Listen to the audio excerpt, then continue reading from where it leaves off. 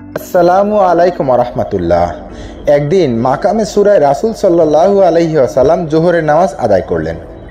তারপর হযরত আলী রাদিয়াল্লাহু তাআলা আনহুকে কোনো এক জায়গায় কাজের জন্য পাঠালেন।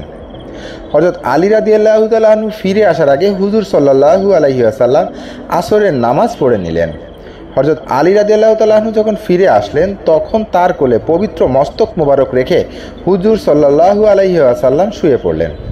হযরত আলী রাদিয়াল্লাহু তাআলা আনহু কিন্তু তখনও আসরের নামাজ আদায় করেননি। এদিকে সূর্য ডুবন্ত অবস্থায় ছিল। হযরত আলী রাদিয়াল্লাহু তাআলা আনহু চিন্তা করতে লাগলেন যে এদিকে রাসূলে খোদার আরাম করছেন, ওদিকে নামাজের ওয়াক্ত চলে যাচ্ছে। রাসূলে খোদার আরামকে যদি প্রাধান্য দেই তাহলে নামাজের সময় চলে যায়, আর নামাজ পড়তে চাইলে হুজুর সাল্লাল্লাহু আলাইহি সাল্লামের আরামের ব্যাঘাত হয়। কি করা যায়? শেষ পর্যন্ত আলী রাদিয়াল্লাহু তাআলা আনহু সিদ্ধান্ত নিলেন যে নামাজ কাজা হোক, কিন্তু হুজুরের ঘুমের ব্যাঘাত ঘটানো যাবে না।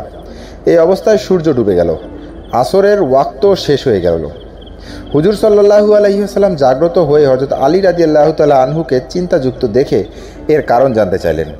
হযরত আলী রাদিয়াল্লাহু তাআলা আরজ করলেন, ইয়া রাসূলুল্লাহ, আমি আপনার আরামের ব্যাঘাত না করানোর খাতিরে এখনও আসরের নামাজ আদায় করিনি, অথচ সূর্য ডুবে গেল। হুজুর সাল্লাল্লাহু আলাইহি ওয়াসাল্লাম বললেন, চিন্তা কিসের?